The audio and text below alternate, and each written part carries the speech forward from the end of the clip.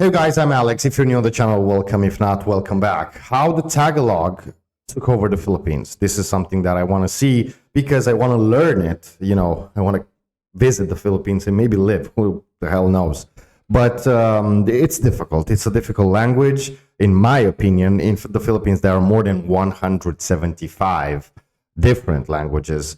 But Tagalog, it's something different, if I understand correctly. And there is the Filipino. It's a mix. I don't know. I want to understand. This is what we're going to see in the video of today. A lot of other videos about the Philippines. Feel free to check out. I'm going to leave some cards at the end. But let's go and watch this.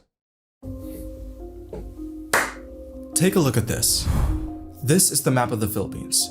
A country in Southeast Asia with over 120 languages, with 8 major regional languages spread throughout the archipelago. I thought there were 175. Maybe I'm mistaken. I grew up here, in this part of Mindanao, where Cebuano is spoken.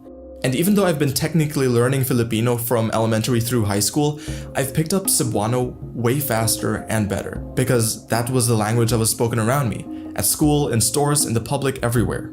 And unless I was watching television or any local Filipino movies, learning Filipino felt a bit inconvenient. At least that's how it was when I was a kid. Nowadays, I do spend more time on the internet in Filipino spaces, where being exposed to the language more and more also gets me to value it more and more. But still got me thinking, how does a nation with over 120 languages choose one to represent them all? And why Filipino? So, Filipino or Tagalog? Maray na aldaw sa Indoga, boss. I am Kai from the Bicol region and I speak Bicolano Bicolano. speaker. Upay nga adlaw, ako si Versil, kan ko Leyte. Ako karon ay nagayahan Waray. Hi, magandang hapon. Tagalog. Ako si John. Galing akong Pasig at nagsasalita akong Tagalog o Filipino. Those are just a few of the many languages you'd hear in the country today. Yet so there different. are only 2 official languages, English and Filipino. The former is basically just a remnant of colonization that is still valued due to its international importance. I'll get more into that a little bit later, but for now, I'd mainly like to take a closer look at this one. Because this language was never really foreign to the archipelago, yet its existence is still somewhat recent in Philippine history. Kinda. Let me explain.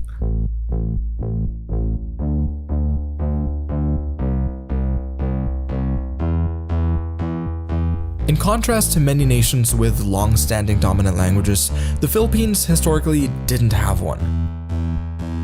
In fact, before the Spanish colonization in 1521, there was no Philippines to even begin with.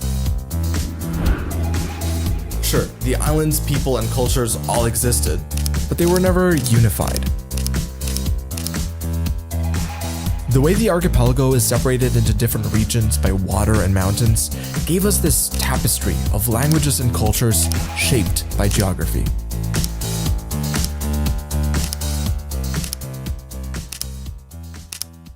Cue the United States.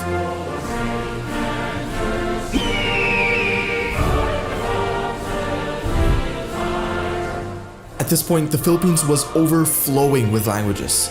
They had all the existing regional languages, they had Spanish as their previous official language, and were now being introduced to English by the Americans. Within the next few decades, a lot of changes were happening. And unlike during the Spanish era, where Spanish was mostly used among the nobles, clergy, and the Spanish themselves, the American approach had a much more widespread effect. These were the Thomasites. Some 600 American teachers who arrived in the Philippines in the beginning of the 20th century aboard the US Army transport Thomas. Schools throughout the country suddenly all had American teachers who would introduce English to the younger generation. This language, which never had a place in the country before, was now completely overtaking the lingering use of Spanish within just a few decades. Pause. I forgot to add some extra context just before moving on to the next section.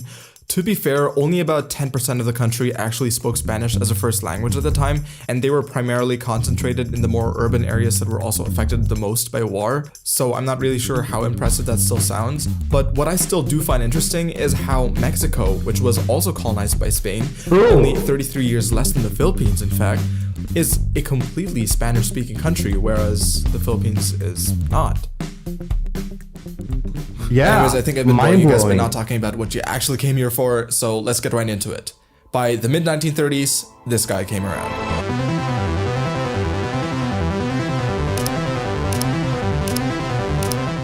President Manuel Quezon was in charge of the Commonwealth of the Philippines, which was basically this transition period for the country before it would eventually become fully independent.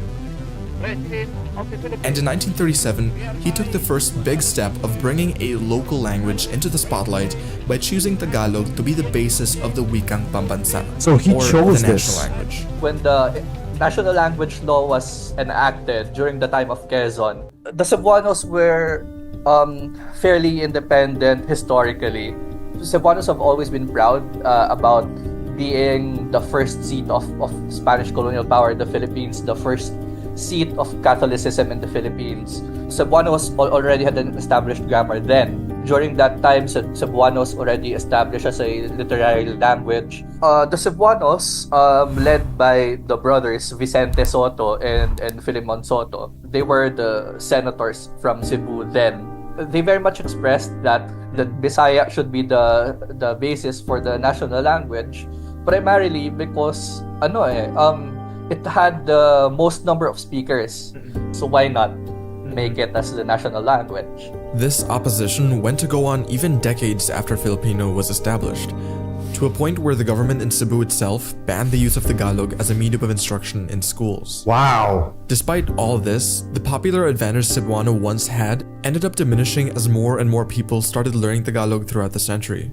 Do I feel bothered about Filipino being a national language? No, not really. As I said, I think that's positive effect towards our country. I still think it has become effective because it has been so much ingrained into our educational system that it's pretty much all right now. Like, people don't really care that much. We learn it at school and we end up using it when we move to different parts of the country, which is very effective.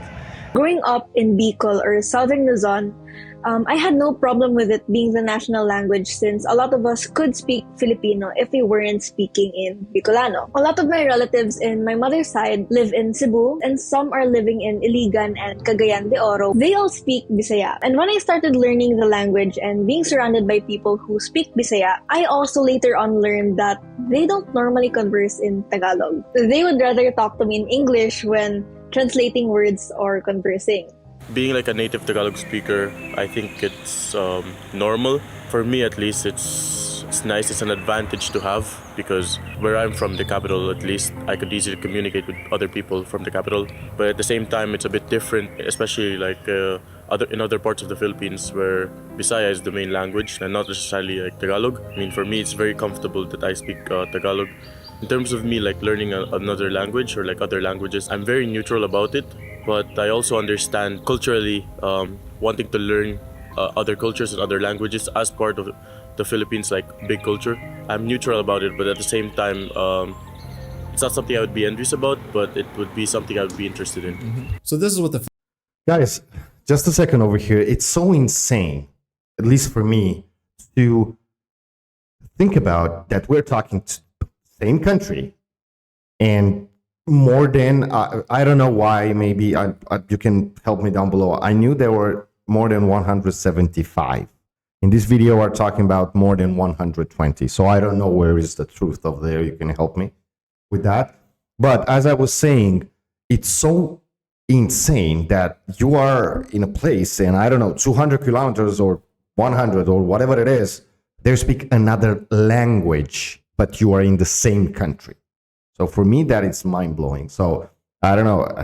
I wanted to learn one. I mean, only Tagalog, it will be like, or Filipino, or how you want to call it, even if it's difficult. But I'm getting there. So, be patient. It will be easier, of course, being in the Philippines and just hearing, people talk to you. It's you can understand it and have it earlier than study it outside the Philippines. But it's hard. And I'm curious one thing, which is the most difficult from all those 120 or 175? Or how many you know how to speak? Because I don't think there is a person who knows them all, or maybe it is. Wow. Philippines did. But I'm also a bit curious about what other multilingual countries did to resolve this type of issue. There's 4 official languages. There's like the 4 main ones, and then like Italian, Latin language. Yeah, Switzerland is here. Some of the cantons. In some cantons, it's like both languages are represented. For example, in Bern, it's both French and German. Other cities, for example, like in Zurich, I think it's just mostly in German. And in like the Italian canton, it's like Italian speaking. I mean, in school, everyone is supposed to learn at least French, at least like where I came from. For me personally, I don't think it's too big of a problem, but also because like where I live is only in German. Well, we do have our main languages, which is Hindi and English. Most people do speak it, but there's a huge distinction between the North and South. In South, they don't speak Hindi, which is the most important, like, the used language in India. But they do speak English. But in North, not a lot of people speak English. There's a lot of religious beliefs to it and like a lot of cultural aspects to it. Like people stick to their own languages. It's like, oh, my language is better than yours, and I want to stick with it. So my first language was Bengali, and then I had to speak obviously English and Hindi as like second and third languages. But usually you have to do like 2 languages. One your state language, one is the Hindi, and one is English. You know, Hindi came from a lot of like distinct languages, and they all kind of summed up between like Sanskrit, Bengali, they all kind of sound similar to Hindi a little bit by little. So they all kind of just merged into one, and Hindi is like the ultimate. So the Singapore model fits the context of the Philippines. The students are required to learn 3 languages. First, of course, English. Second, their mother tongue. So if you're Chinese, you're gonna learn Mandarin. If you're Malay, you're gonna learn Malay. If you're Tamil, then you're gonna learn Tamil, and so on. They are also required to learn a different language. So if you're Chinese, you have the choice to learn Malay or Tamil. That's a dream, probably, that I have. I still feel more comfortable with Cebuano than with Filipino. But I don't think that there would have been a solution that would have appealed to everyone either way. The Philippines is diverse, which is both a feature and a challenge. A language simply had to be chosen, because governing a country otherwise would be difficult and expensive. If Cebuano were to hypothetically have been chosen as the main language, there still would have been complaints, just by different people. And this time, Cebuano wouldn't really have the capital city advantage that Tagalog does. So I'm fine with the way things are.